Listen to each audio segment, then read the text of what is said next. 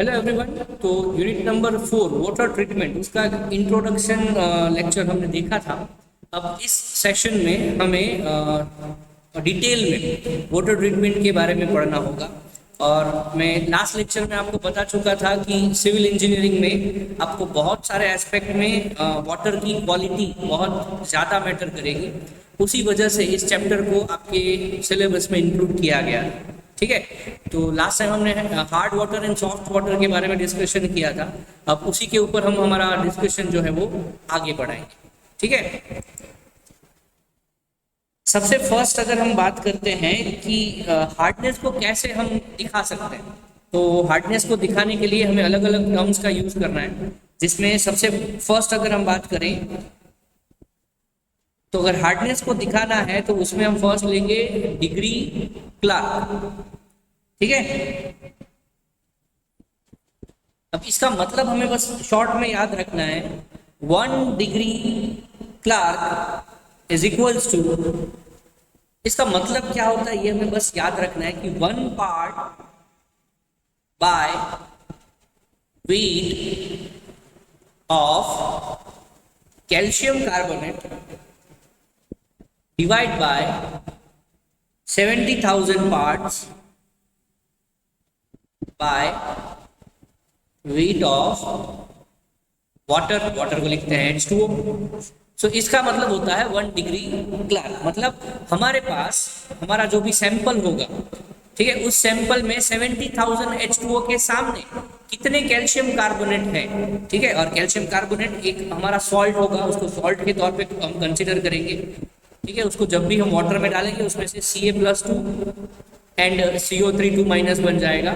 और ये जो सॉल्ट के आयंस प्रेजेंट होंगे, आयंस की वजह से आपका जो वाटर होगा, पानी होगा, वो सोप या डिटर्जेंट के साथ अच्छे से रिएक्ट नहीं कर पाएगा। उसी को हम हार्ड वाटर बोलते हैं। तो यहाँ पर जितना ज़्यादा Ca+2 होगा उतना हार्डनेस ज़्यादा होगा। तो उसको डिटरमाइन करने के लिए, पता करने के लिए हमने एक टर्म यूज़ किया है डिग्री क्लार्क। उसका मतलब क्या होता है कि 70,000 पार्ट्स बाय वेट, है ना, वेट के अकॉर्डिंग लेना है आपको। उसके सामने आपके पास कितना वेट है कैल्शियम कार्बोनेट का। ठीक है। और ये गलती से 70,000 kg या ग्राम ऐसा मत सोचो। ठीक है। मैं छोटा सा आपको एग्जांपल बताता हूँ कि यहाँ पर सोचिए कि इस कंटेनर में मेरे पास कुछ 70,000 मेरे पास H2O है। ठीक है, H2O। उसके सामने मान लेते हैं कि कैल्शियम कार्बोनेट मेरे पास कितने हैं। अभी के लिए जस्ट एक एग्जांपल के तौर पे समझते हैं। मेरे पास 70,000 में ऐसे आपको दिख रहा है, ये डॉट बनाए मैंने, 4 डॉट बने। इसका मतलब हमारे पास कितने कैल्शियम कार्बोनेट होंगे यहाँ पर, सिर्फ 4। तो इसका क्लार्क नंबर, डिग्री क्लार्क कितना होगा, 4 होगा। ठीक है। तो ऐसा एक कैलकुलेशन हम कर सकते हैं। ये सिर्फ एक्सप्लेनेशन के लिए था, इसको एक्चुअली हम कंसिडर नहीं करते, इस फॉर्मूला का यूज करना होता। ठीक है। अब नेक्स्ट चीज की बात करते हैं, सेकंड नंबर। ठीक है। It is French degree. French degree, ठीक है, उसको लिखेंगे 1 degree French is equals to क्या होगा, 1 part by weight of calcium carbonate divide by, Clark में हम 70,000 ले रहे थे, यहां पर हमें लेना होगा 1 लाख। ठीक है। एक के बाद 5 zeros, parts bye weight of water. तो पहले आपके पास यहाँ पे 70,000 था, यहाँ पे हो गया 1 लाख। ठीक है। उसके बाद थर्ड आएगा ppm। ये आपने शायद सुना होगा, पार्ट्स पर मिलियन। इसका मतलब क्या होता है, पार्ट्स पर मिलियन। 10 लाख में कितना है आपके पास।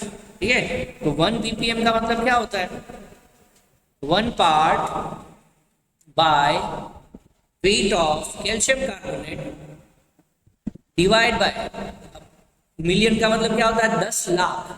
ठीक है। तो यहां पर हम क्या कर देंगे, इतने कर देंगे। ठीक है। इतने parts bye weight of water.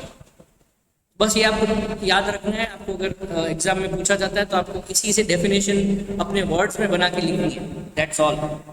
ठीक है।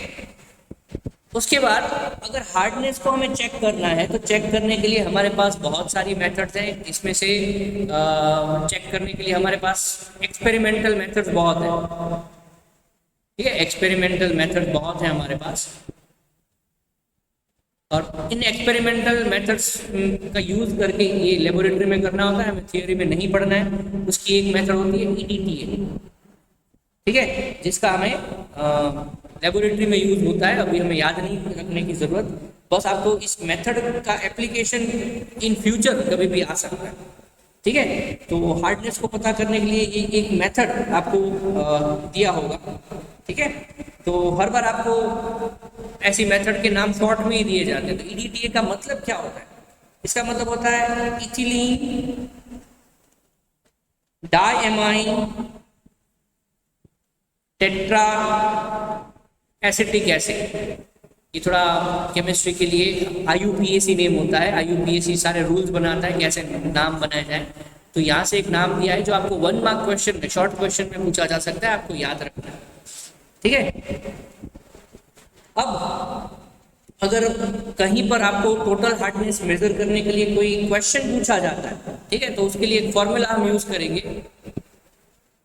Hardness of dissolve salt. पानी में जो सॉल्ट होगा उसकी हार्डनेस कितनी होगी? तो यहाँ पे क्या लेना है हमें, weight of salt into molecular weight of calcium carbonate divide by molecular weight of soluble salt। उसमें जो डिजोल्व हो गया गुजराती मीडियम में जो उगड़ी गई, ओके। सो ये एक फॉर्मूला आपके पास होगा, वेट ऑफ सॉल्ट, ये आपको क्वेश्चन में दिया होगा, ठीक है। Molecular wait of calcium carbonate, ठीक है, ये आपको कैलकुलेट करना होता है, ठीक है। मैं आपको इसकी मेथड बता देता हूँ कैसे मेजर करेंगे, ठीक है।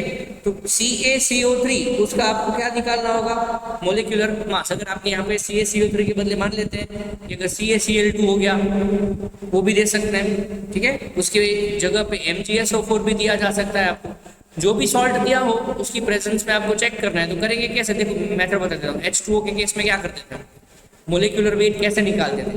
तो 2 H है आपके पास और 1 ऑक्सीजन, ठीक है।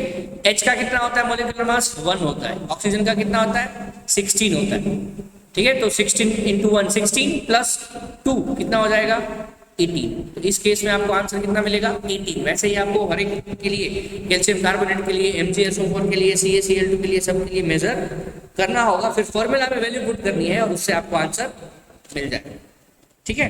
तो ऐसे एग्जाम्पल आपकी बुक में दिए हैं, अगर आप कोशिश करोगे तो आपसे हो जाएंगे। नेक्स्ट अगर बात करें कि ये सब कुछ हम पढ़ क्यों रहे हैं, हार्ड वाटर से क्या होता है, इफेक्ट्स ऑफ हार्ड वाटर से क्या होगा, क्या प्रॉब्लम होगी, ये हम समझना चाहेंगे, इफेक्ट ऑफ हार्ड वाटर। तो सबसे पहले हमारे लिए इंडस्ट्री, ठीक है, बहुत ही इंपॉर्टेंट होती है, क्योंकि हमारे किसी भी नेशन के डेवलपमेंट में इंडस्ट्री बहुत इंपॉर्टेंट रोल प्ले करेगी। तो इंडस्ट्रियल एप्लीकेशन की अगर बात करें, इंडस्ट्रियल यूज की अगर बात करें, तो आपको पता है बहुत सारी इंडस्ट्री में वाटर बहुत ही प्योर फॉर्म में होना चाहिए, ठीक है। हमारी जो पाइपिंग्स होती है, उस पाइपिंग में बहुत हाई टेम्परेचर पे, टेम्परेचर बहुत ज़्यादा होता है, हाई टेम्परेचर पे वाटर को सर्कुलेट किया जाता है, जो कि उसकी वेपर या फिर स्टीम बोल सकते हैं, गुजराती मीडियम बराड़। ये जब यहाँ से पास होगी तो उसके अंदर अगर सॉल्ट होंगे तो वो सॉल्ट इसके अंदर जमा होने लगेगी, ठीक है, जिससे ये पाइप आपका ब्लॉक होने लगेगा और यहाँ पर जो आपका प्रेशर होगा वो बढ़ता रहेगा। और आपने ये वर्ड सुना होगा बॉयलर, ठीक है, जो स्टीम बना के देता है। आपको क्या बना के देता है, स्टीम, गुजराती मीडियम बराड़। अब इस केस में क्या होगा, स्टीम बनने की वजह से आपका प्रेशर बढ़ेगा और प्रेशर बढ़ने से ये पाइप जो है वो बर्स्ट हो सकता है, पाइप आपका फट सकता है। तो ऐसे इश्यू हो सकते हैं, क्यों, क्योंकि आपके पानी में ऐसे सॉल्ट थे, जो आपका पानी हार्ड था उसकी वजह से, ठीक है। तो आपके जो फैब्रिक्स होते हैं, टेक्सटाइल इंडस्ट्री की अगर बात करें, तो उसमें अगर ऐसा पानी यूज करोगे तो उसमें स्पॉट बन जाएंगे, उसमें दाग बन जाएंगे, जो आपको नहीं चाहिए, ठीक है। शुगर इंडस्ट्री की बात करोगे तो आपका जो शुगर होगा उसका कलर चेंज हो जाएगा, ठीक है। तो ऐसे जो इश्यूज होते हैं वो किसकी वजह से होते हैं, हार्ड वाटर की वजह से होते हैं, ठीक है। दूसरा अगर हम देखें एप्लीकेशन डोमेस्टिक, डोमेस्टिक मतलब हाउस होल्ड यूज में, हम जहाँ पे यूज करते हैं, अगर वहां पर अगर हार्ड वाटर आया तो क्या होगा, तो उसमें आपका soap and detergent will not work properly, उसका अच्छे से काम नहीं होगा। किसकी वजह से? हार्ड वाटर की वजह से।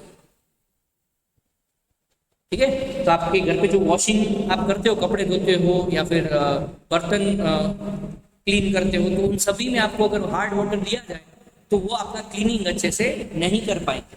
ठीक है, फिर आपके जो वेजिटेबल्स हैं, ठीक है, जो आपको बॉईल करने होते हैं, ठीक है, आपने किचन में देखा ही होगा, अगर वहां पर हार्ड वाटर यूज करेंगे तो उसके जो सॉल्ट्स हैं वो आपके वेजिटेबल्स में आएंगे तो आपको भी हार्मफुल रहेंगे। ठीक है, आपकी स्किन में भी इश्यू कर सकते हैं वो।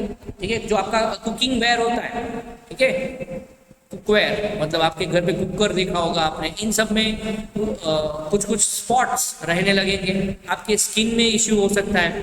तो ये सारी चीजें आपको प्रॉब्लम क्रिएट हो सकती है बिकॉज ऑफ हार्ड वाटर। ठीक है, तीसरा एप्लीकेशन मैं ऑलरेडी बता चुका हूं आपको, कहां पर? बॉयलर में। बॉयलर में जब आपको स्टीम चाहिए उसमें अगर हार्ड वाटर यूज करोगे तो उससे भी आपके जो पाइप है वो जैम हो जाएंगे और वहां पे बर्स्टिंग हो सकता है।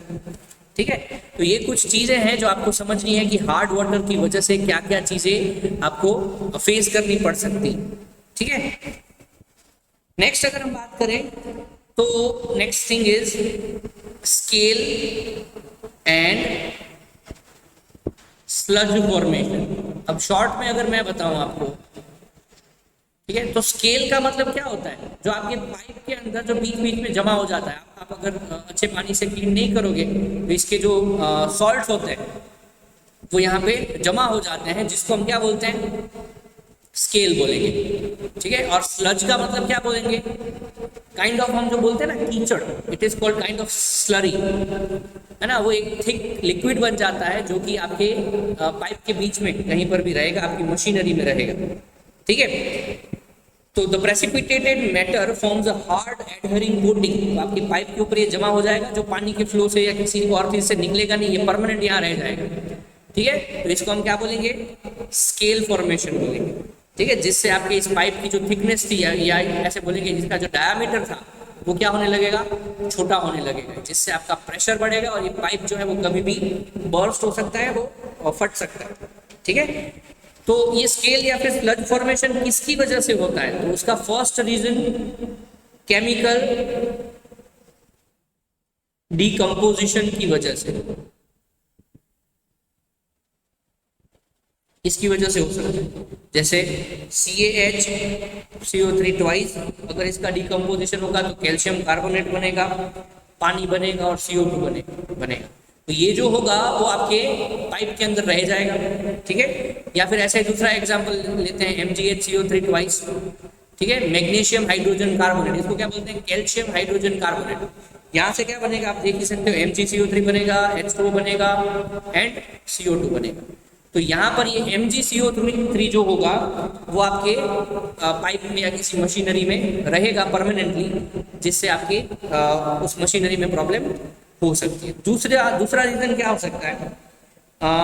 Solubility of salt. ठीक है, अगर आपका जो सॉल्ट होगा उसकी सॉल्युबिलिटी कम हो जाएगी, इसका मतलब वो आपके उस पानी या फिर किसी लिक्विड के अंदर डिसॉल्व नहीं होगा, पिघलेगा नहीं, तब वो उसमें से बाहर आ जाएगा। और जब वो पानी फ्लो करेगा तो कहीं बीच बीच में वो आपका जो सॉल्ट होगा वो रह जाएगा, जिसकी वजह से आपका ये स्केल और स्लज जो होगा वो बढ़ने लगेगा। ठीक है, तो अगर हम बात करते हैं कि स्केल आपके लिए ज्यादा डेंजरस होता है क्योंकि वो परमानेंट काइंड ऑफ हो जाता है, वो आपके पाइपलाइन के अंदर चिपक जाता है। ठीक है, तो यहाँ पर आपका स्केल जो होगा वो परमानेंट होगा, लेकिन ये स्लज को हम रिमूव कर सकते हैं, तो इसको हम बोल सकते हैं कि ये क्या होगा? टेम्पररी। ठीक है, तो ये आपको याद रखना होगा। ठीक है, तो यहाँ पर आपने ये जो चीज़ें पढ़ी वो आपकी बहुत ज़्यादा एप्लीकेशन में आपको आगे भी आएंगी, और इसका और जो स्टडी करना है वो हमें नेक्स्ट सेशन में कंटिन्यू करना है। ठीक है, तो आज हमने जो यहाँ तक पढ़ा है वो एक बार आप रिवाइज करोगे, अगर आपको यहाँ कहीं कुछ प्रॉब्लम है तो मुझे बताओगे। ठीक है, मिलते हैं नेक्स्ट क्लास में। Thank you.